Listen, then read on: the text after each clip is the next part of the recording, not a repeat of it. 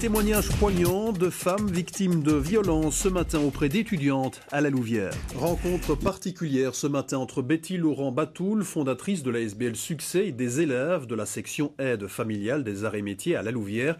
Betty et deux autres femmes ont témoigné de leur expérience, une vie confrontée à la violence à la fois morale et physique. Reportage Nathalie Roland, Yvan Duc.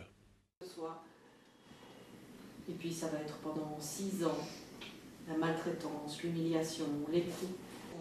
Après un parcours pour le moins chaotique, fait de violence et d'abus sexuels dès son plus jeune âge, après être tombée dans l'alcool, Betty Laurent est devenue écrivaine et a créé une association. La SBL Succès a pour objectif de tendre la main aux femmes qui subissent la violence d'un conjoint, qu'elle soit morale ou physique. Raconter, expliquer et aussi écouter, voilà pourquoi elle a pris son bâton de pèlerin. Rien de tel que l'exemple. Dire aux gens c'est possible de rebondir, mais avoir un exemple concret derrière, ça appuie quand même votre théorie. Là, on n'est plus dans la théorie justement, on est dans la pratique. Et pouvoir aujourd'hui partager ça avec des jeunes et leur donner quelque part des conseils, leur dire faites attention, voilà là où j'ai glissé, là où malheureusement ça s'est pas bien passé. Et pouvoir peut-être leur éviter tout ça, c'est fabuleux. Avec elle, deux témoins qui ont rejoint la SBL et s'appuient sur elle pour rebondir. Notamment cette femme vitriolée par son ex-ami il y a 5 ans. Souffrance, perte d'emploi, incapacité à 100%. Sa vie aurait pu s'arrêter là. Je ne sais pas quoi faire de ma vie. Et j'avais envie de m'occuper des choses au niveau des victimes de la violence. Ça m'intéressait beaucoup. Et puis j'ai entendu parler de la SBL de Betty. Je suis allée à une réunion et voilà, je suis active depuis. Aujourd'hui, Christine soutient elle-même des femmes en détresse. Elle a terminé des études et sa vie sociale est plus riche qu'avant. Il y a la volonté de montrer aussi qu'on peut se sortir de choses comme ça.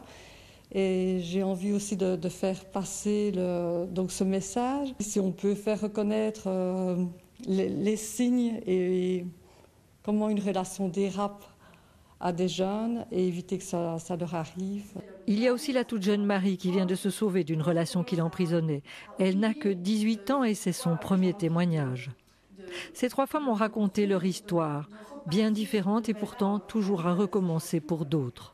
C'est un triste succès, je trouve.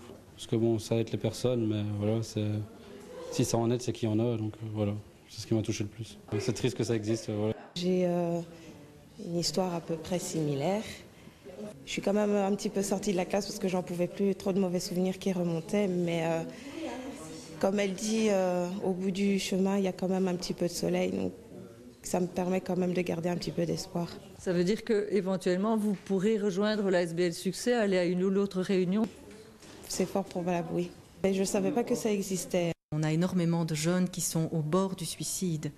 Et là, justement, ça a toute son importance de pouvoir le faire. Et j'ai vraiment envie de m'adresser au pouvoir public et politique et de dire la jeunesse est en détresse. Bon Dieu, ouvrez les écoles à l'école de la vie.